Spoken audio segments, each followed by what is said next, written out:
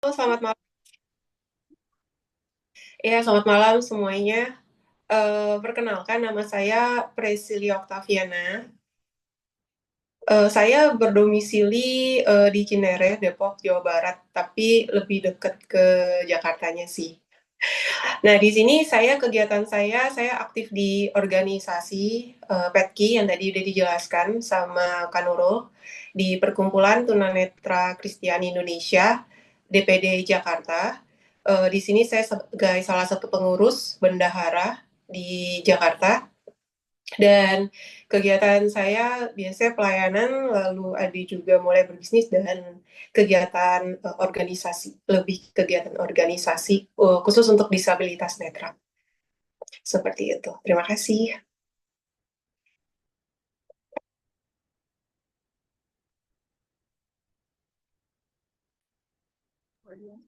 Terima kasih Kak Presil udah memperkenalkan diri. Nanti kita langsung mulai materinya ya Kak. Oke, ini Bentar. materinya dibagi dua atau gimana nanti? Nanti di share screen teman-teman saya. Oh gitu.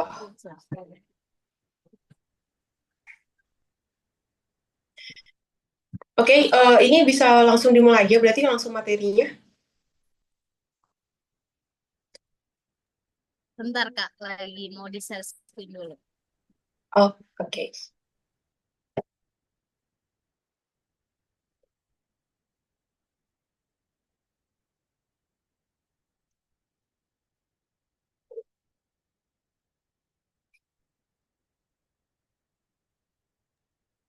Udah di share screen, Kak Presil silahkan mulai materinya. Oke. Eh, Bapak Ibu Saudara semuanya, mungkin kalau di sini ada yang disabilitas, ada juga yang non disabilitas. Saya cek di beberapa nama ini bukan disabilitas. Jadi mungkin saya perkenalkan diri, saya juga seorang disabilitas netra, lebih tepatnya totally blind, karena biasanya kalau disabilitas netra itu kan ada dua ya, ada yang totally blind sama ada yang low vision. Nah, saya disabilitas netra yang totally blind, seperti itu. Nah, kalau misalkan kita masuk ke materi ya, kalau misalkan Bapak Ibu Saudara pernah mendengar dengan yang namanya kekerasan, ini pasti adalah sesuatu yang sifatnya tidak tidak baik, tidak negatif lah ya, bisa dibilang negatif. Nah, di sini kan diberikan tema itu adalah tentang tubuh, luka, dan suara, menelusuri kekerasan dalam perspektif disabilitas.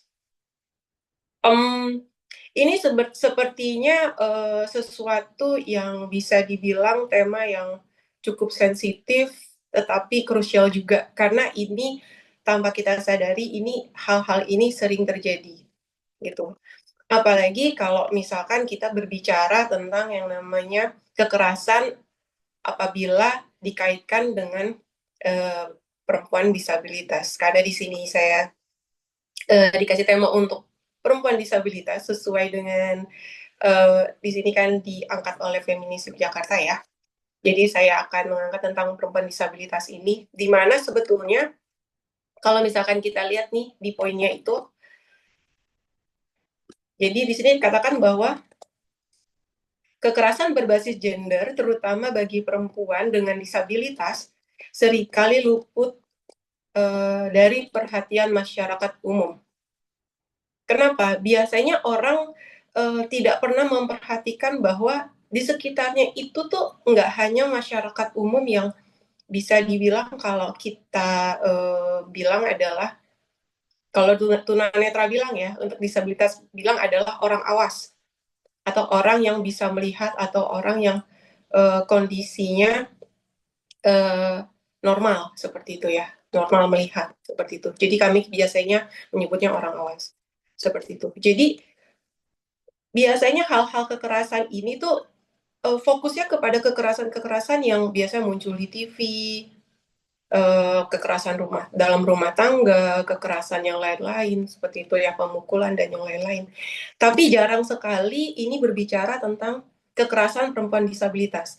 Bisa dibilang hampir nggak pernah, atau mungkin ya benar, memang nggak pernah. Saya belum pernah melihat bahwa ada kasus yang muncul di televisi atau di media elektronik ataupun di media cetak mengenai hal ini. Seandainya ada, itu pun hanya sebagian kecil, dan itu tidak menginformasikan ke seluruh orang atau ke banyak orang. Nah, faktanya adalah perempuan dengan disabilitas menjadi kelompok yang paling sering, yang sering kali mengalami diskriminasi ganda atau kerentanan berlapis. Nah, kenapa disebut kerentanan berlapis? Karena seperti ini. Kalau misalkan kita bicara tentang kekerasan, biasanya kebanyakan ya, saya berbicara tentang kebanyakan, yang mengalami adalah perempuan. Biasanya di nomor satu, dalam urutan ya, dalam urutan itu nomor satu adalah laki-laki, nomor dua adalah perempuan, dan nomor tiga itu biasanya berbicara tentang disabilitas, lalu selanjutnya baru disabilitas pria, lalu bawahnya lagi itu disabilitas perempuan. Seperti itu urutannya seperti itu. Jadi bisa dibilang bahwa perempuan aja sudah bukan hal atau topik utama, atau bukan sesuatu yang diutamakan lah atau didahulukan. Apalagi ini ditambah dengan perempuan ini adalah seorang disabilitas, atau perempuan penyandang disabilitas, atau perempuan dengan disabilitas. Makanya dikatakan di sini memiliki kerentanan berlapis. Karena dia sudah perempuan, dia juga disabilitas. Di sini disebutkan bahwa data dari World Health Organization pada tahun 2021 mengungkapkan bahwasanya perempuan disabilitas itu 3 kali lipat lebih rentan mendapatkan kekerasan seksual dibandingkan dengan perempuan non-disabilitas. Dan itu memang faktanya seperti itu. Nah, kekerasan ini tuh bisa terjadi kepada berbagai ranah ya, bisa secara ranah personal, bisa juga secara ranah komunitas, ataupun secara ranah negara, atau secara luas ya. Konteksnya lebih ke umum nanti. Di sini tuh pada tahun 2020, berarti belum lama ya, tahun 2020, Komnas Perempuan telah membentuk tim kajian disabilitas. Nah, ini tujuannya adalah untuk mengkaji pemenuhan hak perempuan disabilitas, korban kekerasan seksual, dan capaian serta tantangan yang dihadapi oleh Komnas Perempuan. Gitu. Jadi sebetulnya di sini dari Komnas Perempuan pun sudah berusaha untuk mengkaji, bahkan membentuk tim khusus untuk mengkaji hal ini gitu. Untuk mengkaji sebetulnya seberapa rentan, seberapa banyak kasus-kasus tentang kekerasan terhadap perempuan penyandang disabilitas. Nah, di sini sampai tahun 2023, Komnas Perempuan aja itu mencatat adanya laporan 105 kasus kekerasan berbasis gender yang dialami oleh perempuan dengan disabilitas. Nah, ini laporannya nih sebagai berikut. Di sini ada beberapa angka yang didapat dari Komnas Perempuan sampai tahun 2023 ya. Di sini ada 40 kasus yang melibatkan penyandang disabilitas mental, lalu 33 kasus yang melibatkan penyandang disabilitas sensori, lalu 20 kasus yang melibatkan penyandang disabilitas intelektual, dan 12 kasus yang melibatkan disabilitas fisik. Sebetulnya kalau misalkan dilihat ini angkanya mungkin tidak sebesar dari kekerasan perempuan pada umumnya. Tapi kalau misalkan kita berbicara tentang disabilitas, ini sangat besar. Angka ini sangat besar. Nah, kalau misalkan kita perhatikan bahwa apa yang Komnas Perempuan, data Komnas Perempuan yang mereka dapatkan itu kasus tertinggi adalah di daerah istimewa Yogyakarta. Ini cukup miris ya, cukup mengenaskan gitu. Kenapa daerah sebetulnya dengan bisa dibilang kota pelajar ya, kota pelajar di mana di situ banyak universitas bagus, pendidikan maju dan yang lain-lain. Tetapi ternyata kekerasan tentang perempuan ini tuh, disabilitas ini cukup tinggi di sini. Di sini dikatakan bahwa Indonesia sendiri telah memiliki regulasi yang menjamin hak disabilitas seperti pada Undang-Undang Nomor 8 Tahun 2016. Nanti kita akan bahas tentang Undang-Undang Nomor 8 Tahun 2016.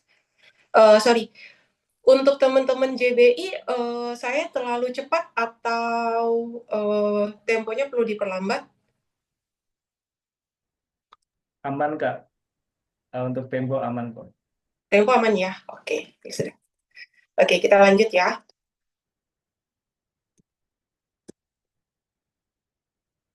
Nah, walaupun ini di Indonesia sendiri sudah ada nih ya, bisa dibilang CRPD-nya, Profession Right People with Disability. Jadi undang-undang tentang disabilitas ini tahun 2016, tapi faktanya adalah, lihat di berikutnya nih. Faktanya masih banyak fasilitas publik yang tidak ramah terhadap disabilitas. Lalu apalagi penanganan kasus kekerasan berbasis gender terhadap penyandang disabilitas di Indonesia masih banyak menemui kesulitan dan keadilan hukum. Nah, apa sih penyebabnya? Segala sesuatu kan ada sebab dan akibat, dan penyebabnya itu adalah karena ini terjadi karena terbatasnya akses seperti fasilitas yang memadai, pendidikan, dan bantuan hukum bagi penyandang disabilitas. Kita nggak usah berbicara tentang ini. Kalau misalnya kita bicara tentang keadilan hukum, bisa dibilang masyarakat bisa dibilang masyarakat bawah itu aja terkadang tidak mendapatkan keadilan hukum. Apalagi kita berbicara sesuatu yang lebih minoritas daripada minoritas, yaitu tentang disabilitas sendiri. Dan ini biasanya suka luput dari perhatian. Nah, hukum di Indonesia yang belum memiliki perspektif yang adil secara gender dan tidak memahami kebutuhan penyandang disabilitas. Ini jelas banget. Walaupun ada undang-undangnya, tetapi pada kenyataannya adalah mereka belum memahami sebetulnya apa kebutuhan penyandang disabilitas secara hukum atau pembelaan secara hukum. Lalu di sini juga ada juga karena lekatnya stigma negatif dari masyarakat terhadap penyandang disabilitas yang menjadikan mereka seringkali enggan untuk melaporkan kasus kekerasan yang mereka alami. Biasanya hal-hal ini tuh terjadi karena awalnya mereka mau melaporkan, tapi terlalu banyak prosedur, terlalu banyak birokrasi, sehingga laporan itu tidak pernah sampai dan akhirnya kasus mereka atau hak mereka tidak dibela. Pada akhirnya mereka berusaha untuk ya udah diam aja. Ini bahaya ya kalau misalkan kita membiarkan hal ini tuh akan rentan sekali bagi disabilitas, apalagi sebagai perempuan disabilitas. Nah, apalagi ini sebagai perempuan disabilitas netra. Karena saya berbicara tentang untuk perempuan disabilitas netra, mungkin nanti untuk tema berikutnya nih, untuk materi selanjutnya itu lebih fokus disabilitas netra, tapi saya akan jelaskan mungkin secara umum. Jadi di sini dikatakan bahwa tidak sedikit disabilitas netra yang mengalami kesulitan dalam menavigasi kehidupan sehari-hari. Itu benar, karena tidak semua disabilitas netra itu dapat mengakses hal-hal yang bisa mempermudah dalam kehidupan mereka. Mempermudah dalam apa? Misalkan dalam teknologi, aksesibilitas, dan yang lain-lain itu sangat kurang. Kalau misalkan kita berbicara secara keseluruhan ya, itu benar-benar di bawah dari 10%, bahkan nggak nyampe 5%. Seperti itu. Kalau kita bicara keseluruhan ya, karena kalau misalnya bicara tentang mudahnya navigasi dalam kehidupan sehari disabilitas netra, mungkin di Pulau Jawa itu lebih mendingan daripada di pulau-pulau lain yang belum terjamah, yang aksesnya kurang, fasilitas umumnya juga kurang, infrastrukturnya juga kurang. Itu lebih struggle ya. Mereka teman-teman disabilitas yang di luar dari Pulau Jawa itu akan lebih, perjuangannya akan lebih keras gitu. Walaupun Pulau Jawa pun juga tidak bisa dikatakan 100% baik. Tuh, seperti dikatakan ada pedestrian yang tidak layak. Yang tadi saya sebutkan adalah pedestrian ini lebih ke ini ya. Pedestrian ini adalah trotoar atau tempat orang berjalan kaki. Nah, biasanya kalau bisa bicara tentang berjalan kaki, biasanya orang-orang kan tidak semuanya menggunakan transportasi umum, tidak semuanya menggunakan motor, apalagi teman-teman disabilitas netra. Itu tidak menggunakan motor, mobil, kecuali mereka naik ojek online ataupun mobil online. Tapi kalau misalkan kita bicara tentang pedestrian atau kalimat yang biasa digunakan adalah trotoar atau tempat teman-teman berjalan kaki atau tempat penyeberangan atau jembatan penyeberangan, ini biasanya tidak akses. Nggak akses, benar-benar sama sekali tidak akses. Misalkan contohnya di trotoar itu suka sekali ada trotoar itu jalannya mungkin nggak lebar, hanya 1,5 meter gitu. Tetapi di situ tunanetra lewat, seharusnya yang di situ sudah dibangun dengan guiding line, tapi ada aja yang taruh parkiran motor di situ, ada taruh gerobak di situ gitu. Padahal di situ tempat di mana pejalan kaki lewat. Seperti itu. Lalu tidak akses untuk kursi roda atau pengguna tongkat. Karena apa? Bentuknya tangga atau tinggi seperti itu. Itu sulit sekali untuk diakses teman-teman disabilitas. Transportasi umum yang tidak ramah dengan disabilitas ini benar sekali sih. Apalagi kita berbicara tentang wheelchair ya, pengguna kursi roda ini jarang sekali teman-teman kursi roda atau pengguna tongkat itu bisa menggunakan transportasi umum karena sama sekali tidak akses. Lalu terbatasnya penggunaan huruf Braille pada fasilitas publik. Ini saya setuju karena saya jarang sekali menemukan tentang fasilitas Braille tentang Braille ini di fasilitas umum. Lalu juga terbatasnya akses pendidikan, sulitnya mencari pekerjaan, ini pasti dialami oleh banyak orang, terutama disabilitas. Nah, kalau misalkan kita berbicara tentang hal-hal berikut, itu adalah sesuatu yang poin-poin yang paling mendasar di dalam kehidupan kita bermasyarakat atau disabilitas dalam bersosialisasi bermasyarakat. Hal-hal yang paling dasar. Tetapi pada kenyataannya adalah hal-hal itu belum terpenuhi gitu sampai sekarang. Kalau misalnya kita berbicara tentang dalam konteks peradilan hukum, korban kekerasan seksual ini terjadi pada perempuan dengan disabilitas netra itu seringkali kesulitan dalam mengakses perlindungan hukum karena keterbatasan akses dan fasilitas. Lalu apalagi kesulitan mereka yaitu adalah dalam mengidentifikasi pelaku kekerasan. Ini setuju ya, disabilitas netra itu adalah disabilitas yang sulit mengenali atau mengidentifikasi siapa yang menjadi pelaku kekerasan atau pelecehan. Lalu hingga pada proses hukum yang tidak memihak kepada korban. Kalau misalnya kita bicara tentang perspektif JETSI ini mungkin gender, bukan equality, tapi ini salah ketik, sorry. Tapi ke environmental. Jadi gender, environmental, and disability social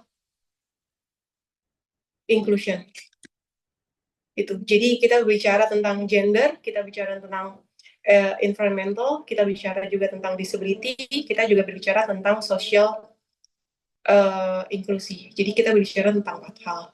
4 hal ini ya mengangkut tentang gender, kesetaraan gender ya, tentang laki-laki dan perempuan, tentang environmental itu berbicara tentang lingkungan yang tidak yang sama-sama menguntungkan tetapi tidak merusak lingkungan, lalu berbicara tentang disability yang memiliki hak sama, hak yang bisa disetarakan, lalu juga tentang data social inclusion, di mana di sini ada masyarakat yang berperan di dalamnya.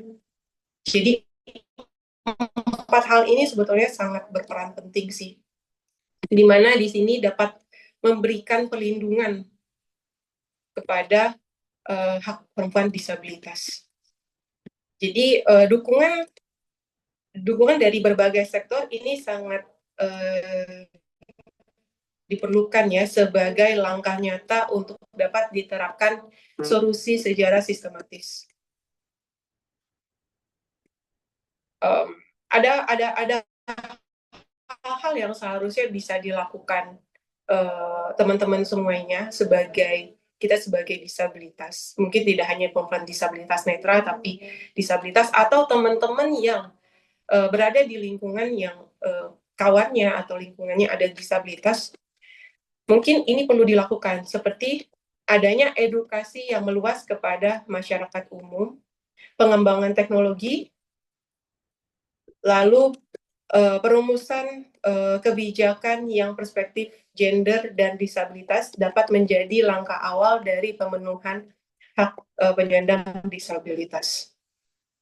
Ini penting banget ya untuk teman-teman disabilitas pahami dan dapat diterapkan, dan untuk teman-teman non disabilitas mungkin yang dengar hari ini bisa dibantu juga gitu untuk menyuarakan hal ini.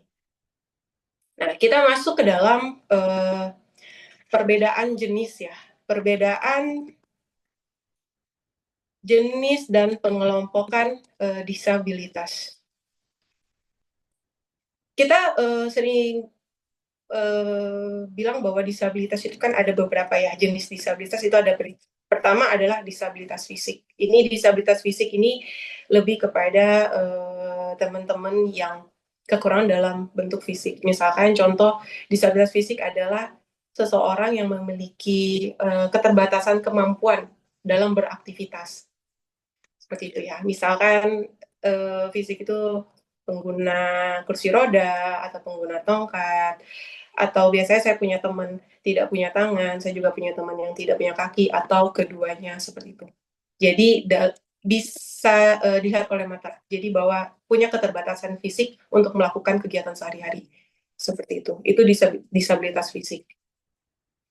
Lalu disabilitas sensorik. Disabilitas sensorik ini ada netra, teman-teman yang tidak bisa melihat. Itu ada 2. Yang tadi sempat saya singgung di awal, yaitu totally blind atau tidak bisa melihat sama sekali, benar-benar gelap, atau low vision. Satu lagi low vision itu teman-teman yang tidak bisa melihat, teman-teman yang masih bisa melihat tapi jarak pandang itu sangat terbatas. Benar-benar sangat terbatas. Lalu ada juga untuk disabilitas sensorik itu ada tunarungut, atau biasanya kami mengatakan bahwa teman-teman tuli ya. Teman-teman tuli biasanya ini tidak bisa mendengar. Lalu ada juga teman-teman bisu ya, tunawicara yang tidak bisa berbicara. Itu sensorik. Itu lebih kepada netra, tuli, seperti itu. Sensorik. Lalu disabilitas logis, ini kepada teman-teman atau seseorang yang memiliki gangguan kecemasan, gangguan depresi, bipolar, dan yang lain-lain. Seperti itu. Ini 4 disabilitas yang biasa kita temui. Di sini kita akan masuk ke dalam pengelompokan disabilitas. Disabilitas ringan ya. Disabilitas ringan, saya mungkin lebih ini ya. Pengelompokan disabilitas ini ada tiga hal, ada 3 disabilitas pengelompokan ini. Pertama, disabilitas ringan. lalu disabilitas sedang, dan disabilitas berat. Kalau disabilitas ringan ini adalah seseorang yang memiliki kondisi keterbatasan atau bisa dibilang kemampuannya itu terbatas dalam beraktivitas, tapi mereka masih bisa beraktivitas dengan dibantu hal-hal yang ringan, seperti itu ya. Jadi masih bisa beraktivitas, tapi alat bantu yang digunakan itu masih ringan, seperti itu.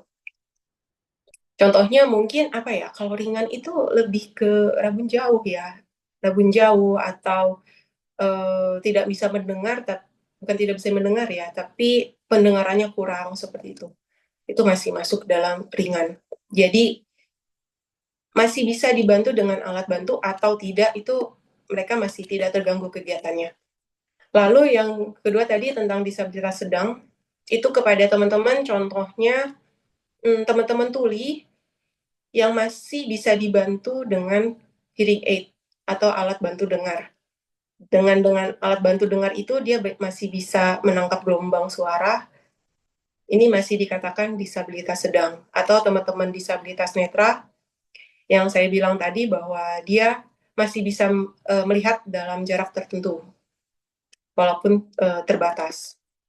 Lalu yang ketiga adalah disabilitas berat. Ini berbicara tentang teman-teman seperti saya, itu totally blind, itu disabilitas berat karena tidak bisa melihat sama sekali. Lalu teman-teman tuli yang sama sekali tidak bisa mendengar. Seperti itu. Ini masuknya kepada disabilitas berat. Nah, sebetulnya apa sih gunanya fungsi dari pengelompokan? Karena kan kita tidak hanya sekedar mengelompokkan disabilitas ini ya, apakah ada ringan, sedang, dan berat, tapi lebih kepada ini, fungsinya adalah dapat membantu dalam menentukan tingkat kebutuhan bantuan. Ini penting sekali. Lalu yang kedua adalah menentukan jenis bantuan yang diperlukan. Lalu yang ketiga adalah membantu dalam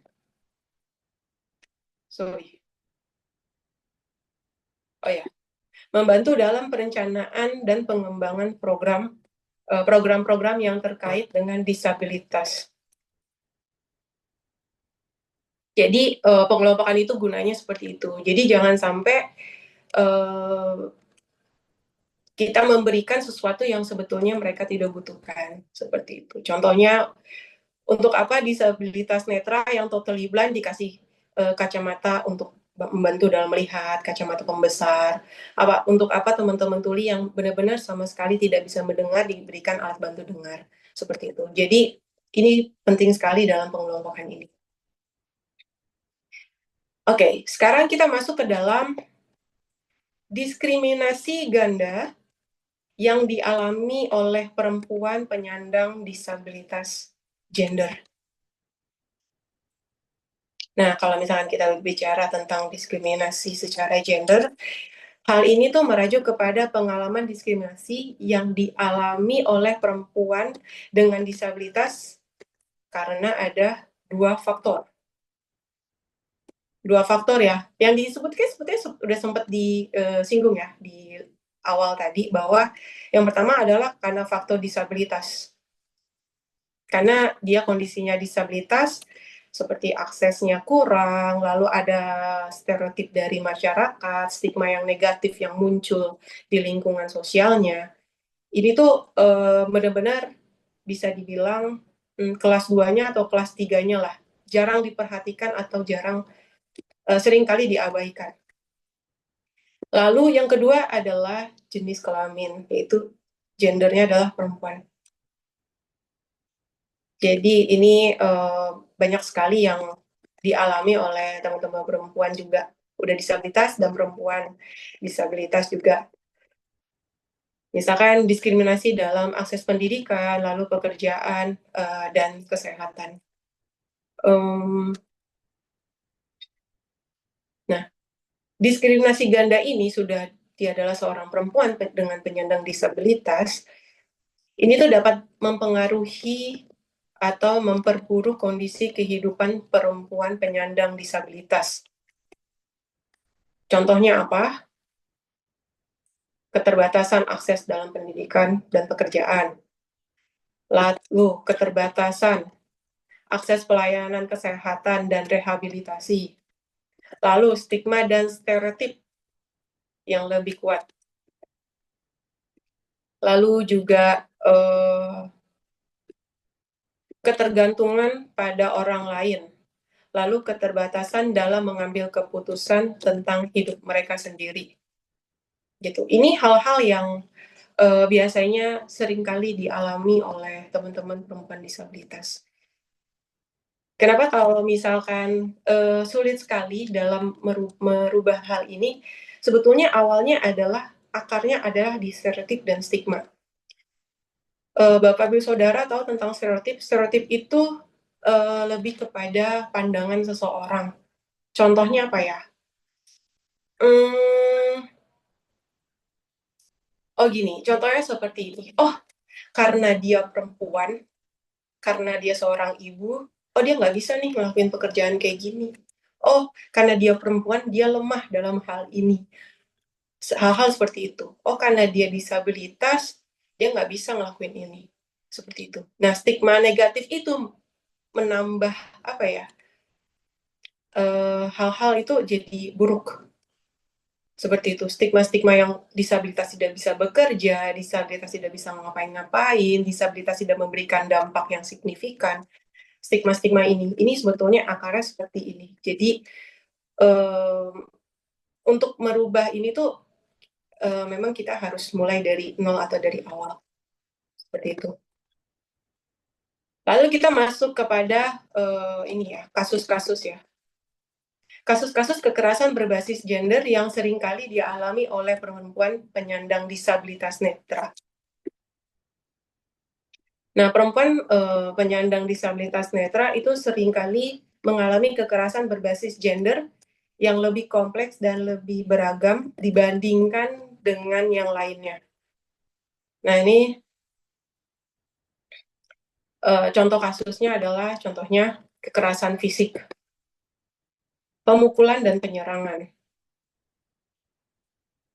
Perempuan disabilitas netra ini lebih rentan terhadap kekerasan fisik karena keterbatasan mereka untuk melihat dan menghindari serangan dari seseorang ya. Jadi kalau misalkan kita bicara tentang disabilitas netra, kekerasan ini nih bentuk dalam bentuk fisik itu jelas banget. Untuk disabilitas netra itu sulit sekali menghindari atau melarikan diri atau bisa membela diri karena mereka tidak pernah tahu posisi si pelaku, mereka tidak pernah tahu apa yang mau dilakukan sama si pelaku.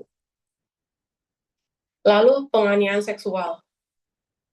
Perempuan disabilitas netra lebih rentan terhadap penganiayaan seksual karena keterbatasan kemampuan mereka untuk melihat dan mengenali bahaya. Kita kan nggak pernah tahu ya, disabilitas netra itu tidak pernah tahu apakah ini orang ingin berbuat jahat atau enggak. Yang awalnya bilang, oh mau berbuat baik, contohnya disabilitas netra itu kan biasanya kalau dalam kehidupan sehari-hari, kita turun dari angkutan umum, dari bis, dari itu, kadang-kadang suka ada yang nawarin kan.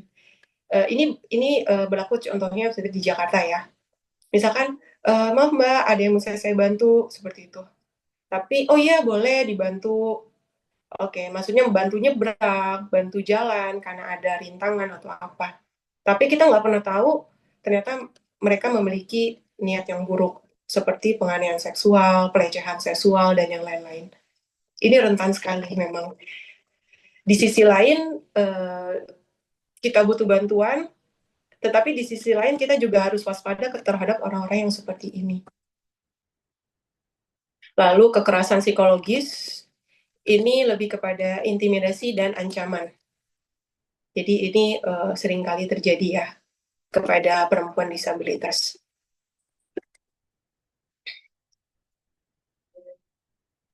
Di mana kayak ancaman atau intimidasi ini tuh digunakan mereka untuk mengontrol seseorang atau mengontrol sesuatu untuk kepentingan orang itu gitu, tanpa memikirkan apa dampak kepada disabilitas. Ini bisa dibilang kriminal ya.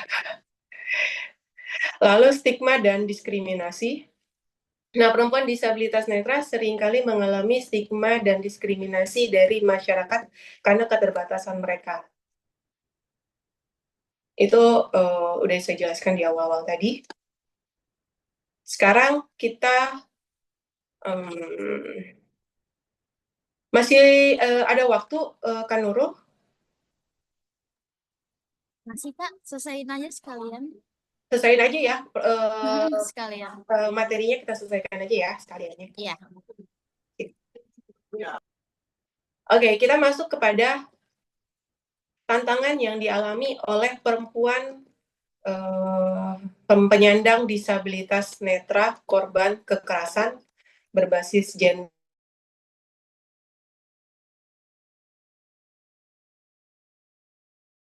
Proses hukumnya dulu ya, Bapak Ibu Saudara, teman-teman semuanya. Yang pertama ini adalah yang A ya, itu adalah tantangan dalam mengakses proses hukum. Yang pertama adalah keterbatasan aksesibilitas. Penyandang disabilitas seringkali mengalami kesulitan dalam mengakses proses hukum karena keterbatasan aksesibilitas, seperti kurangnya fasilitas yang memadai seperti fasilitas braille atau teknologi yang membantu ya maksudnya. Lalu yang kedua adalah keterbatasan informasi. Penyandang disabilitas netra seringkali tidak memiliki akses ke informasi yang memadai tentang proses hukum seperti hak-hak mereka sebagai korban kekerasan berbasis gender.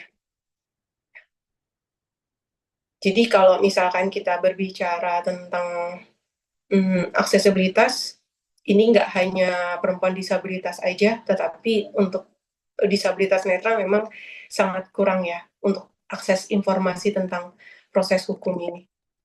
Lalu yang ketiga adalah tantangannya adalah ketergantungan pada orang lain. Penyandang disabilitas netra seringkali bergantung kepada orang lain untuk membantu mereka dalam proses hukum seperti membaca dokumen atau mengisi formulir. Ini benar. Karena kalau misalnya kita berbicara tentang aksesibilitas untuk disabilitas netra, kita benar-benar butuh akses yang memadai, benar-benar butuh teknologi yang dapat membantu kita dalam membaca dokumen, ada dokumen-dokumen yang perlu kita baca, seperti itu. Ada formulir yang perlu kita isi, tapi kebanyakan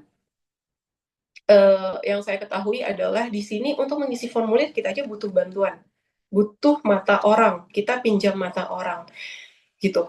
Entah dari pihak keluarga, saudara, atau dari pihak teman sendiri. Kalau mengisi formulir tuh, kita datang ke pengadilan, kita datang ke kementerian, kita datang ke bank, itu selalu menggunakan formulir kan. Dan itu sulit sekali untuk diakses untuk teman-teman disabilitas netra. Seharusnya sama seperti, mungkin karena kita negara berkembang ya, kalau misalnya kita bicara tentang akses, seperti di negara barat, mereka sudah akses sekali, mereka sudah punya teknologi bagaimana teman-teman disabilitas netra itu disediakan braille untuk mengakses hukum seperti apa, aturan seperti apa. Lalu mereka bisa mengakses menggunakan teknologi, mereka bisa isi form sendiri dengan menggunakan teknologi. Dan di Indonesia itu belum, itu benar. Lalu kita masuk kepada tantangan proses hukum. Di sini adalah yang pertama tentang kurangnya kesadaran dan pemahaman. Ini lebih kepada tantangan yang perlu dihadapi disabilitas.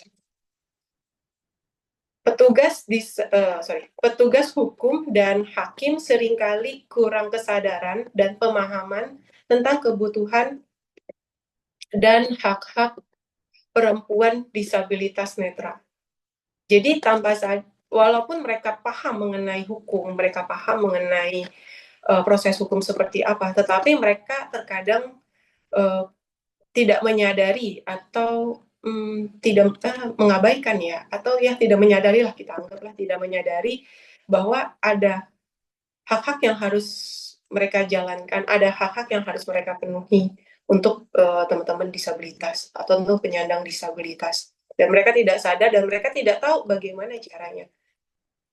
Seharusnya sebagai penegak hukum atau petugas hukum, mereka setidaknya harus menyadari tentang kebutuhan ini. Lalu kurang kedua adalah kurangnya fasilitas pendukung. Proses hukum seringkali tidak memiliki fasilitas hukum yang memadai untuk perempuan disabilitas netra, seperti interpreter, braille, dan teknologi yang mendukung. Itu yang tadi saya jelaskan. Misalkan dalam proses hukum, kita butuh itu semua, dan itu memang belum disediakan. Semoga kedepannya akan disediakan. Lalu yang ketiga adalah kurangnya perlindungan. Perempuan disabilitas netra seringkali tidak memiliki perlindungan yang memadai dari kekerasan berbasis gender dalam proses hukum.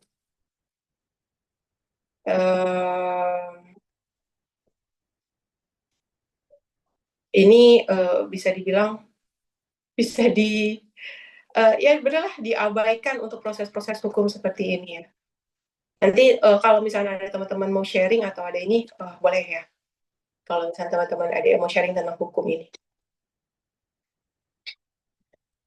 Lalu kita masuk ke dalam tantangan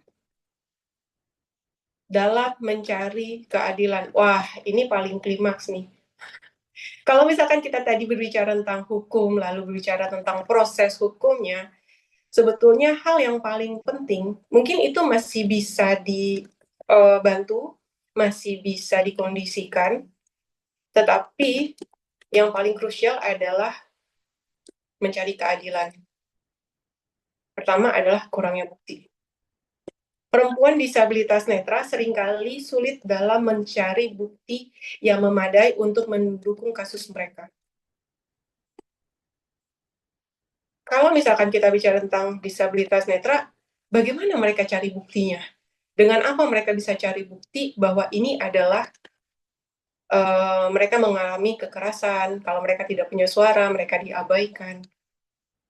Itu sulit sekali untuk mencari bukti. Lalu yang paling sulit adalah, nih poin kedua, kurangnya saksi. Kalau misalkan perempuan disabilitas itu mengalami kekerasan seksual, entah dalam ruangan tertutup ataupun terbuka, maksudnya terbuka itu adalah tempat umum ya, ruangan tertutup itu adalah tempat-tempat yang tersembunyi, atau tempat umum itu berarti di luar. Nah, ini tuh perempuan disabilitas netra seringkali kesulitan dalam mencari saksi yang dapat mendukung kasus mereka. Karena pada saat itu mereka tidak tahu siapa yang bisa menjadi saksi. Karena dia korban, dia hanya berhadapan dengan korban, dan dia juga berhadapan dengan pelaku. Bahkan dia sendiri tidak bisa mengidentifikasi siapa pelakunya. Dia sendiri yang mendapatkan kekerasan atau kekerasan seksual ini, dia sendiri nggak bisa memberitahukan seperti apa ciri-cirinya, seperti apa bentuknya. Itu kan sulit untuk diidentifikasi untuk teman-teman disabilitas netra. Lalu yang ketiga adalah kurangnya dukungan. Mungkin dari sebagian masyarakat atau perempuan disabilitas ini, netra itu tidak memiliki dukungan yang memadai dari pihak keluarga, atau dari teman, saudara, atau bahkan dari organisasi yang dapat membantu mereka dalam mencari keadilan untuk mengatasi tantangan-tantangan tersebut. Jadi ini perlu disuarakan, perlu disonding, atau perlu digalakan, perlu disosialisasikan, atau kita harus lebih aktif lagi supaya organisasi-organisasi ini bisa membantu kita jika ada teman-teman yang membutuhkan pertolongan bantuan hukum seperti ini. Lalu di sini hal apa nih ya yang bisa dilakukan oleh masyarakat umum ya? Hal yang dapat dilakukan oleh masyarakat luas dalam mendukung tercapainya pemenuhan hak-hak perempuan disabilitas, yaitu adalah meningkatkan kesadaran tentang hak-hak perempuan disabilitas, lalu meningkatkan pemahaman tentang kebutuhan dan tantangan yang dihadapi oleh perempuan disabilitas, lalu meningkatkan dukungan partisipasi. Kalau misalnya kita bicara tentang meningkatkan dukungan dan partisipasi, ini ada beberapa poinnya. Contohnya, meningkatkan dukungan dan partisipasi dalam kegiatan dan program yang mendukung perempuan disabilitas. Lalu, meningkatkan kesadaran dan pemahaman tentang pentingnya partisipasi perempuan disabilitas dalam proses pengambilan keputusan. Jadi, dalam segala sesuatu, jika hal itu berhubungan atau berkaitan dengan perempuan disabilitas ini harus diajak atau dilibatkan dalam pengambilan keputusan ini. Lalu, meningkatkan dukungan dan bantuan kepada perempuan disabilitas dalam menghadapi tantangan dan kesulitan. Ini hal masyarakat yang perlu dilakukan ya. Lalu, kita masuk ke poin berikutnya, itu mengenai tentang meningkatkan advokasi dan pengawasan. Jadi di sini kita perlu banget meningkatkan advokasi dan pengawasan terhadap hak-hak perempuan disabilitas. Kalau misalkan kita secara umum ya perempuan disabilitas ya, tapi kalau misalnya kita bicara sekarang perempuan disabilitas netral. Tapi apapun disabilitas kita harus perjuangkan itu. Lalu meningkatkan kesadaran dan pemahaman tentang pentingnya advokasi dan pengawasan. Terkadang masyarakat umum itu tidak paham bahwa advokasi dan pengawasan itu penting banget. Kalau misalkan terjadi kasus tertentu, jika tidak diawasi, tiba-tiba kasus itu hilang tuh. Tenggelam gitu aja, nggak ada kabar, hukumnya seperti apa, dan biasanya kasus itu diabaikan dan tidak ada kelanjutannya sampai berapa tahun kemudian. Dan ini butuh ada pengawasan dari pihak masyarakat sendiri. Lalu ada juga meningkatkan kerjasama dengan organisasi dan lembaga yang mendukung perempuan disabilitas. Seperti itu. Nah, kalau misalnya kita berbicara tentang advokasi, bagaimana kita meningkatkan tentang kesadaran, bagaimana kita melakukan pengawasan ya, ini kepada apa yang masyarakat umum bisa lakukan secara luas. Hal yang perlu diperhatikan adalah mungkin itu hal-hal yang bisa dilakukan ya, membantu teman-teman disabilitas atau penyandang disabilitas dalam memperjuangkan hak-hak mereka supaya hak-hak mereka itu dapat terpenuhi. Bapak Ibu Saudara sebelumnya sudah tahu mengenai isi dari Undang-Undang Nomor 8 Tahun 2016 yang sudah disahkan ini. Ini mungkin saya bahas sekilas saja, karena ini pasti teman-teman disabilitas sudah tahu, tapi karena ada teman-teman Bapak Ibu Saudara yang dari non-disabilitas, mungkin saya bacakan sedikit aja mengenai tentang Undang-Undang Nomor 8 Tahun 2016.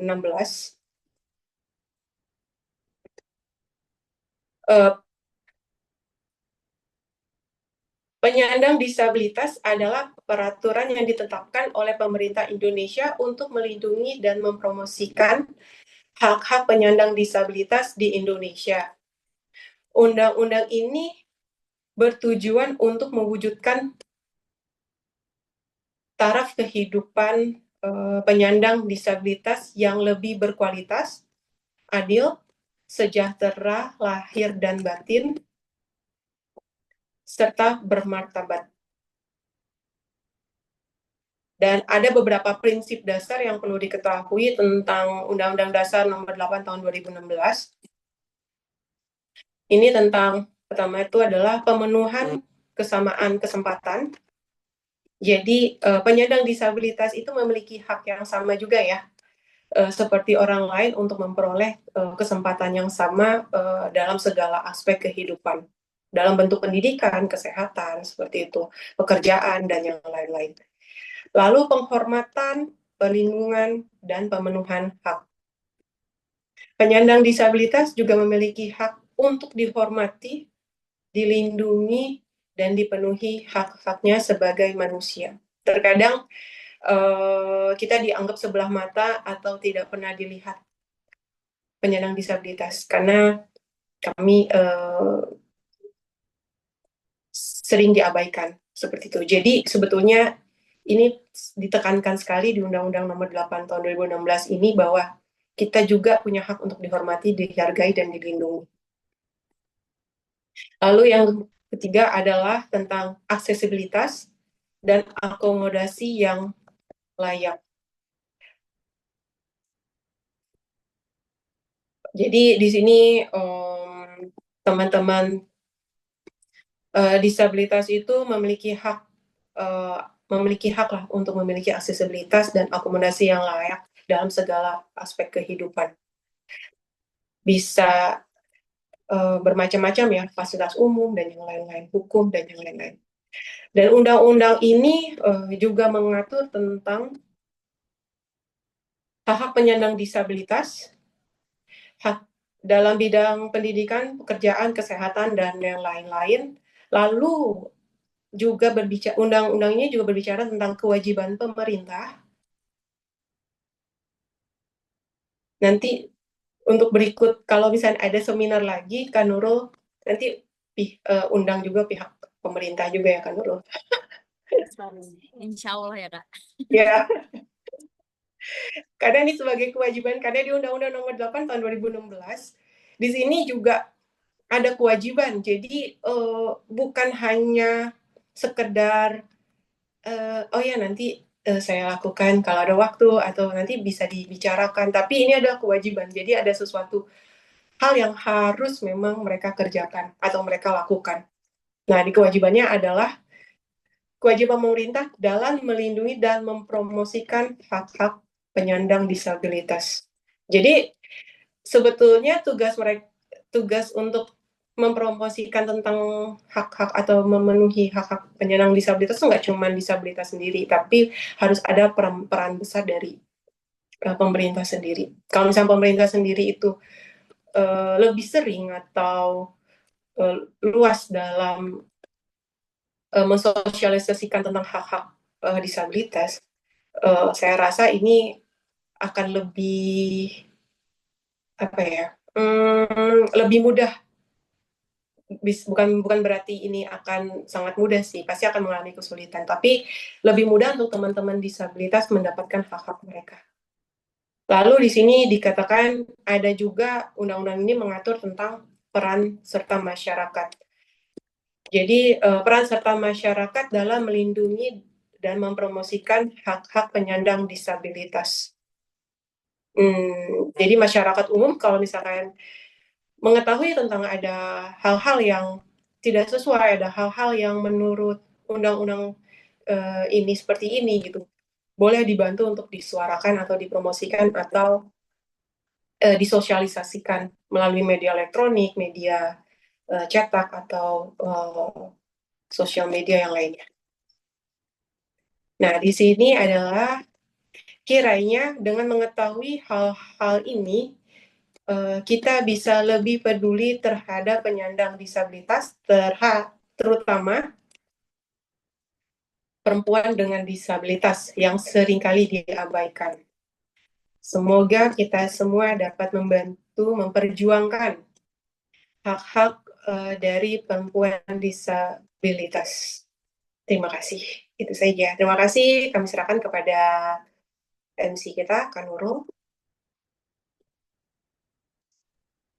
Terima kasih Kak Presil. Tadi sangat komprehensif banget ya mengenai disabilitas. Memang Undang-Undang Nomor 8 Tahun 2016 itu memang menjadi sebuah patokan ya. Bahkan kalau di Jogja sendiri sudah ada undang-undang khusus untuk bunuh diri dan Pasung. Jadi memang undang-undang tentang disabilitas ini cukup komprehensif dan seharusnya ini dijadikan bahan untuk advokasi bagi teman-teman difabel yang lain gitu. Dari teman-teman sendiri, apakah ada yang bertanya? Kak Waisal ini mungkin Oke, silakan. sebelumnya selamat malam buat teman-teman semuanya. Terima kasih buat pemateri juga yang telah menyampaikan masalah isu ini mengenai kekerasan disabilitas. Ini izin bersharing sekalian apa bertanya juga. Sebelumnya saya izin apa saya juga dari apa anggota Pertuni Provinsi Jambi dan saya juga tadi saya yang paling apa bagian apa namanya paling di ini bagian undang-undangnya. Paling di bagian poin tentang ininya tentang peran dan masyarakat dalam ikut serta memperduli apa ikut membantu atau melindungi apa hak-hak penyandang disabilitas. Nah, ini sayangnya di Jambi ini masih apa masih jauh dari kata inklusi. Cuman ini bakalan perlahan tapi pasti akan mengarah ke sana juga nantinya. Soalnya kampus-kampus di Provinsi Jambi perlahan tapi pasti alhamdulillah sekarang ini udah mulai mulai inklusi.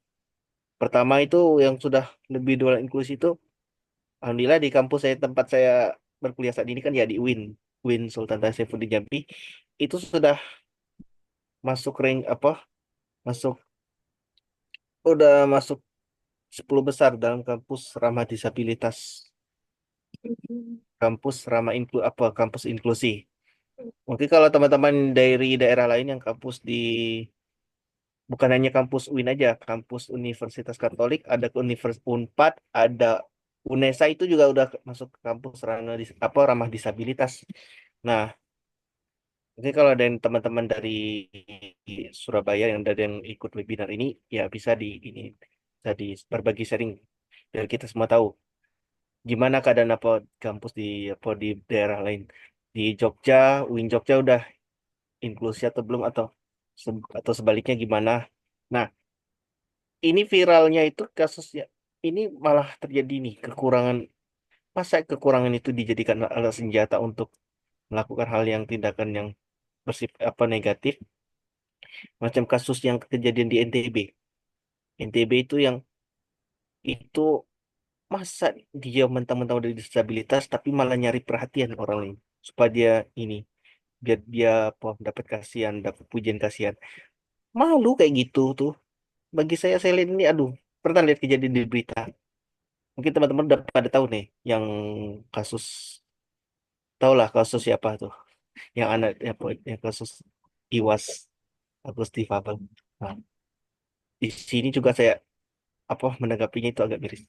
Tapi kita ini tolonglah, coba kekurangan itu janganlah jadikan senjata untuk mendapatkan belas kasihan. Tapi kita ini buktikan kalau kekurangan itu un- adalah sebagai bentuk pembuktian kalau kita tuh bisa mampu untuk hidup beradaptasi dengan masyarakat tanpa bukan berat tapi jangan sampai kekurangan kita ini untuk dijadikan senjata untuk mendapat untuk melakukan tindakan yang negatif seperti macam kasus pelecehan yang dilakukan oleh Iwas Agus Difabel itu yang kejadian yang di NTB itu yang beberapa sempat viral juga di media sosial. Nah, ya, kembali lagi ke topik tadi kalau masalah kampus inklusi dan trotoarnya, trotoar. Nah, kalau trotoar di Jambi itu tadi ke trotoarnya, masalah trotoar tadi kan. Nah, fasilitas tempat umum. Ya, di Jambi, kalau di daerah Sumatera tempat kami tinggal nih, di sinilah kalau di Jambi itu masih jauh dari kata layak fasilitas ramah untuk disabilitas. Tapi Jambi perlahan, khususnya yang saya tinggal di kota Jambi, perlahan akan mengarah ke sana juga. Trotoarnya ini kan bahkan alhamdulillah di Jambi sudah ada guiding block, itu jalur kuning yang ada di tengah-tengah trotoar tuh. Itu sudah mulai banyak di kota Jambi. Walaupun masih ada yang belum belum dikasih fasilitas seperti itu. Tapi untuk Jambi perlahan tapi pasti akan mengarah ke sana juga, lambat laun. Walaupun masih banyak tantangan, cuman ya tinggal dari kita aja yang disabilitasnya ini, apakah bisa memanfaatkannya atau tidak. Gitu. Nah, pertanyaan yang saya sampai ajukan ini, apa nanti harapan ke depan untuk disabilitas yang ada di Indonesia, bukan cuma untuk di daerah saya juga di Jambi, tapi untuk seluruh masyarakat Indonesia, khususnya penyandang disabilitas, agar pemerintahan yang sekarang ini lebih peduli dan aware terhadap disabilitas dan bisa memberikan kesempatan untuk melanjutkan pendidikan di perguruan tinggi ini. Karena tidak semua disabilitas di Indonesia itu tidak apa berhak untuk tidak semua yang mau ikut melanjutkan ke jenjang perguruan tinggi. Rata-rata hanya sampai di SMA, ada yang di SMP, ada yang cuma lebih parah lagi tamat SD. Nah, itu yang saya sampaikan pada kesempatan malam hari ini. Nah, sekian. Selamat malam buat teman-teman semuanya. Baik, Kak. Terima kasih, Kak Waisal. Jadi tadi yang saya tangkap adalah pertanyaannya, bagaimana sih ke depannya nanti bagi para difabel, atau bagaimana sih caranya untuk mengajak teman-teman difabel untuk lebih concern pada isunya, gitu ya? Terus, Ya, itu maksudnya lebih masyarakatnya tuh gimana sih biar masyarakat bisa lebih aware lagi, lebih oh, peduli oke. lagi. Bukan Baik. hanya di ranah di supaya kan disabilitas itu kan kalau khususnya yang mohon maaf tunanetra itu rata-rata kalau untuk masalah pekerjaan itu lebih rata-rata di pijat. Kalau ada di pijat olahraga, kalau nggak olahraga musik. Kalau saya pribadi saya lebih condong di dunia musik karena saya juga disabilitas netra juga low vision di bagian Baik. bergerak di bidang musik. Cuman masih Kak belum. Presil mau langsung menanggapi atau mau lanjut dulu pertanyaan yang lain? Nanggapi dulu ya kayaknya. Oh, boleh. Mungkin gini sih, makasih ya Faisal untuk pertanyaannya. Untuk tentang peran masyarakat bahwa hmm, ini sebetulnya krusial banget sih kalau misalnya berbicara tentang peran masyarakat. Kunci supaya masyarakat itu, masyarakat sekitar ataupun siapapun itu benar-benar terlibat adalah kita sebagai disabilitas, entah netra, entah tuli, entah penghuni kursi roda, entah apa, itu harus lebih aktif keluar. Maksud saya seperti ini. Bagaimana masyarakat sekitar tahu tentang kebutuhan kita, bagaimana masyarakat sekitar bisa memahami tentang, oh ternyata ada penyandang disabilitas di sini, kalau teman-teman disabilitas itu terlalu banyak berdiam diri di rumah. Mereka tidak akan pernah menyadari bahwa, oh ternyata ada teman-teman disabilitas loh di sini. Tapi kalau misalnya teman-teman aktif bersosialisasi dengan tetangga, sering keluar, aktif dalam menyuarakan, itu lambat laun mereka akan menyadari bahwa oh di sini ada disabilitas. Begitu mereka melihat disabilitas, contoh misalkan tadi Faisal bicara tentang trotoar. Kalau misalkan untuk teman-teman yang bisa melihat mungkin oh ini trotoar biasa-biasa aja, bagus-bagus aja, gini udah lewat-lewat aja gitu. Terus di sini ada rintangan, entah ada motor parkir, ada mobil parkir, ada gerobak mangkal di situ. Padahal di situ sudah ada guiding block. Tapi kalau misalkan teman-teman tidak aktif dalam menyuarakan, mereka juga tidak akan paham bahwa oh ternyata guiding block ini, oh ternyata guiding line ini khusus untuk teman-teman disabilitas lewat. Jadi tolong ini bukan untuk parkir, ini bukan pembatas untuk parkir mobil atau motor, ini bukan untuk parkir atau mangkal gerobak. Jadi harus lebih aktif gitu. Walaupun kita tetap peran masyarakat ini nggak hanya bisa dilakukan secara individu ya. Makanya dikatakan seperti Petkid, Pertuni, atau komunitas yang lainnya. Itu kan makanya disebut dengan organisasi masyarakat. Seperti itu. Jadi di mana masyarakat disabilitas itu maju untuk menyuarakan hak-hak mereka supaya masyarakat secara luas itu bisa mengetahui bahwa kami di Indonesia itu tuh ada loh masyarakat disabilitas yang perlu diperhatikan apa yang menjadi kebutuhan kami. Ini kan bukan sebuah kebutuhan yang eksklusif ya, bukan emang mahal pembuatannya, tapi bukan eksklusif sekali karena ini kebutuhan dasar. Trotoar yang akses untuk disabilitas itu kebutuhan dasar. Transportasi yang akses untuk disabilitas itu kebutuhan dasar. Mendapatkan pekerjaan, mendapatkan layanan kesehatan, bahkan untuk mendapatkan kesempatan pendidikan, itu adalah kebutuhan dasar manusia. Kita bicara tentang manusia. Dan masyarakat disabilitas itu adalah salah satu di dalamnya gitu. Makanya tadi di Undang-Undang Nomor 8 dikatakan ya selayaknya kita mendapatkan hak sebagai manusia dan itu hak kita gitu. Tidak sama tapi disetarakan. Seperti itu. Semoga menjawab ya, Faisal. Dan Baik. Tapi di sini masih apa namanya? Tapi di penerapan implementasinya masih jauh dari kata layak juga nih untuk apa pemateri. betul, Nah, kan, maka dari peran masyarakat itu memang bisa, tapi bisa dibilang tidak akan terlepas dari peran yang di atas yang tadi yang sebelum saya sebutkan tadi. Peran masyarakat itu penting, tapi peran dari organisasi, peran dari pemerintah itu akan lebih penting lagi. Karena masyarakat itu ruang lingkupnya kecil sekali. Tapi kalau pemerintah sudah notice atau menyadari hal ini, itu akan lebih mudah untuk kita untuk memperjuangkan hak-hak kita. Iya betul. Harusnya masyarakat tuh lebih belajar ke apa? Cobalah masyarakat Indonesia itu belajar tuh dari Putri Aryani. Karena beliau itu dia dari kecil kalau apa? Dia memang dari kecil dulu kalau pas mohon maaf manggung kalau ngejobnya tuh dia hanya bayarnya berupa sembako.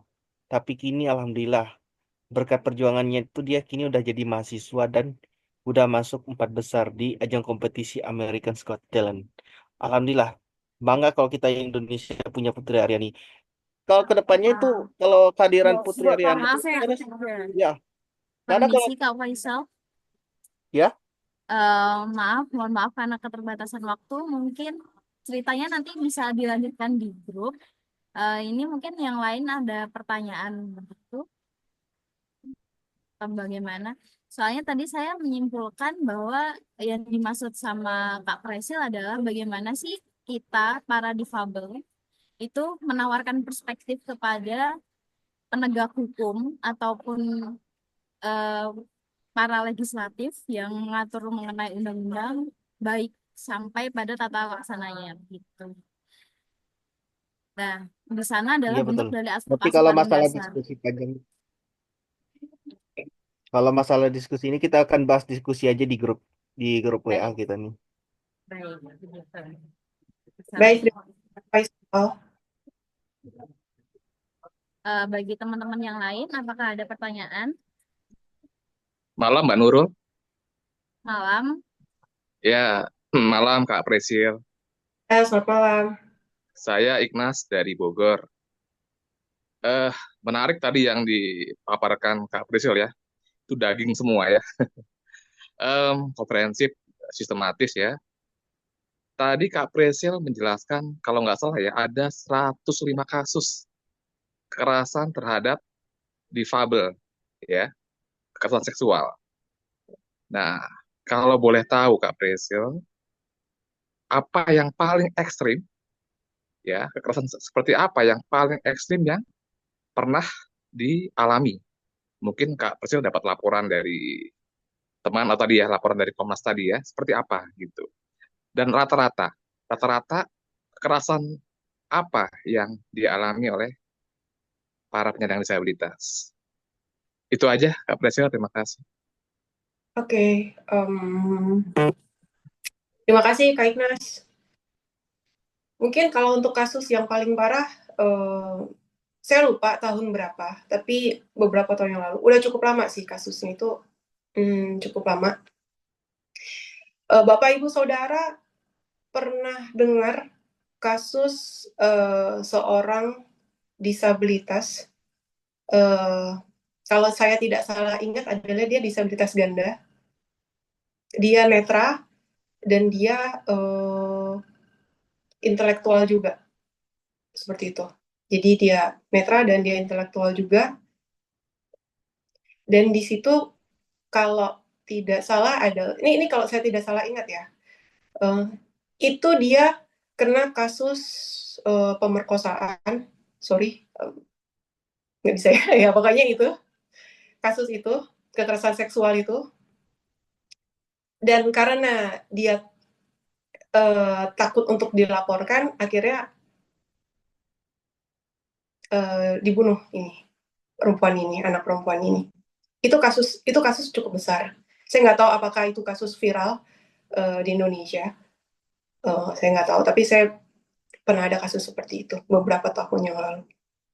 Seperti itu. Nah, ini kalau misalkan karena ini adalah masyarakat bawah, jadi mereka tidak punya akses secara hukum.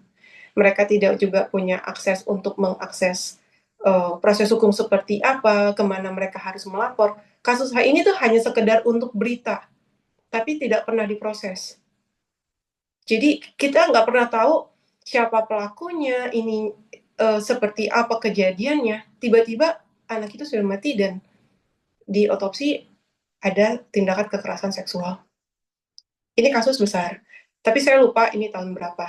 Nah, ini kan bisa dibilang adalah korban yang ditutup, dibungkam. Tapi kalau misalkan kita bicara tentang teman-teman disabilitas netra yang mendapatkan kekerasan seksual, jika mereka tidak mengetahui pelakunya siapa, ini akan sulit sekali untuk ditangani. Karena apa? Hukum di Indonesia harus ada bukti, harus ada saksi. Buktinya mungkin bisa dari otopsi atau dari hasil visum, seperti itu. Itu mungkin bisa. Tapi yang menjadi kendala adalah siapa pelakunya, siapa saksinya, karena mereka nggak tahu siapa yang punya, di sekitar situ ada siapa, pelakunya bentuknya seperti apa, orangnya seperti apa. Dia hanya bisa mengidentifikasi suara yang tidak bisa menentukan apapun dari suara. Seperti itu. Jadi, kalau misalnya di searching itu, nggak tahu ya, dulu sih ada itu, berita itu, tapi nggak tahu sekarang apakah masih ada beritanya. Karena itu kalau nggak salah saya baca itu ketika saya masih SMA, kalau salah. SMA atau awal kuliah. Itu udah lama sekali memang kejadiannya. Itu kejadian terparah yang tidak di blow up lagi dan tidak dikasuskan lagi. Seperti itu. Itu Kak Ignas. Terima kasih Kak Presil. Kak Ignatius, apakah ada tanggapan? Ya, terima kasih penjelasannya.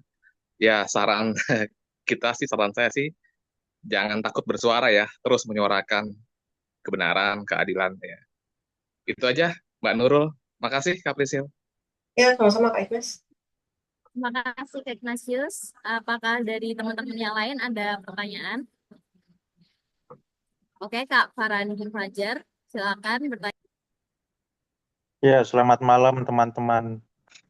Saya mau menyuarakan aspirasi saya sih dari kelompok disabilitas psikososial. Kendala kami itu mungkin terkait insurans nasional ya. Seperti apakah hanya baru ada psikiater yang di cover oleh insurans nasional ataupun kedepannya akan konseling dengan psikolog gitu akan di cover juga oleh insurans nasional, mengingat kedua terapi itu juga sangat penting bagi kami. Terus juga ini mungkin gimana sih caranya kami ini ngelaporkan, misal katakanlah ya, korban, misalnya kami jadi korban dari scamming gitu ya. Jadi saya ada pengalaman jadi korban online scamming, jadi dan juga offline scamming, mental saya sudah dihancurkan oleh mereka. Ya, resiliensi mental saya sudah dihancurkan. Kemudian secara tidak langsung saya menjadi agak gegabah dalam membuat pelaporan ke aparat penegak hukum. Nah, mungkin ada tips dan trik dari teman-teman bagi kelompok disabilitas psikososial untuk menghadapi bujuk rayu dari pihak-pihak yang tidak bertanggung jawab gitu. Ya mungkin itu aja sih. Terima kasih. Oh, sorry, untuk psikososial mungkin saya belum terlalu ini tentang psikososial. Nanti mungkin Kak Nurul bisa bantu untuk menjelaskan. Sorry ya Kak Nurul, karena kalau misalkan berhubungan dengan psikososial, saya takut menjelaskan, takut salah. Karena saya belum belum terlalu dalam mengenai tentang psikososial, bagaimana mereka memperjuangkan hal ini. Nanti bisa dibantu sama Kak Nurul. Mungkin Kak Nurul bisa menjelaskan sedikit aja gitu mengenai ini. Sore Kak Nurul. Terima kasih banyak. Kak Farandi ini dari KPSI juga, Kak Presil. Kenapa? Kak Farandi ini juga dari KPSI juga. Oh, dari KPS. Iya. Oke. Kalau misalnya nasional saya kurang tahu ya. Tadi ada jawaban dari Kak Anita Puspa Eviani bahwa BPJS itu udah di cover psikolog maupun psikiater. Ingat Nah, saya kalau di Jogja gimana? harus ada referral dari psikiater di Fasiankes yang sama gitu. Oh, Tapi baik-baik. ya kemudian di sisi lain di suatu puskesmas gitu malah ada layanan gratis tapi khusus untuk yang FKTP di puskesmas. Tapi kalau FKTP-nya non puskesmas maka diharuskan membayar ya puluhan ribu rupiah maybe gitulah gitu. Nah itu sih yang mungkin pemerintah kan dengar-dengar akan mengkombinasikan BPJS dan asuransi kesehatan swasta gitu. Mungkin ada jalan terangnya di situ lah. Makasih. Farani. Kemarin terakhir memang sebelumnya saya sendiri juga ke psikolog dan sebelumnya memang tidak tercover BPJS di Fasiankes pertama. Namun terakhir saya tanggal 24 kalau nggak salah itu saya tercover. Jadi padahal saya bukan paskes di situ. Jadi mungkin nanti ditanyakan kembali ke puskesmas. Terima kasih. Oke. Makasih. Untuk yang lain, apakah ada pertanyaan? Satu pertanyaan terakhir.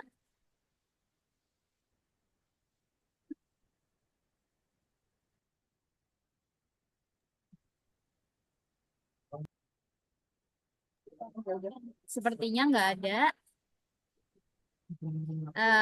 Mungkin bisa kita akhiri ya teman-teman. Nah, namun tadi dari pemaparan Kak Presil, saya meng-highlight satu hal yaitu aksesibilitas ya tadi. Jadi aksesibilitas itu memang sangat penting untuk menunjang kemandirian dari para difabel. Karena memang difabel juga membayar pajak ya teman-teman.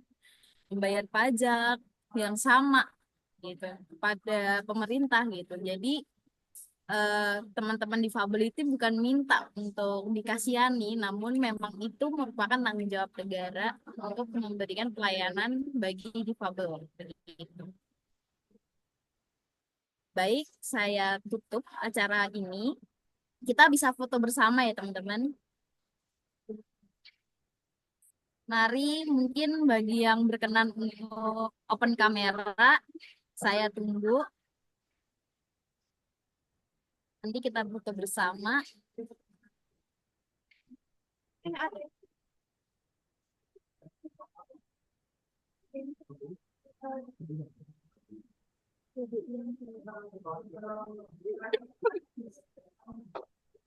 Silakan buka kamera teman-teman bagi yang berkenan.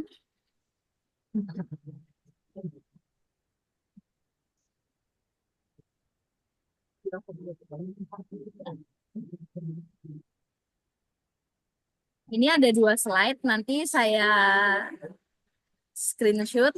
Saya nggak tahu teman-teman ada di slide berapa, jadi tetap tersenyum ya.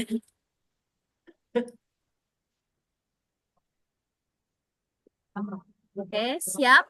1, 2, 3.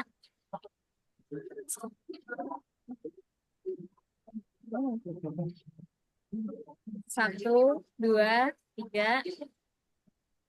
Satu lagi. 1, 2, 3. Terima kasih teman-teman. Terima kasih untuk para JBI, Kak Kemal sama Kak Elok sudah membersamai kami dan memfasilitasi kami jurusan bahasa isyarat. Terima kasih. Yeay. Ya, terima kasih.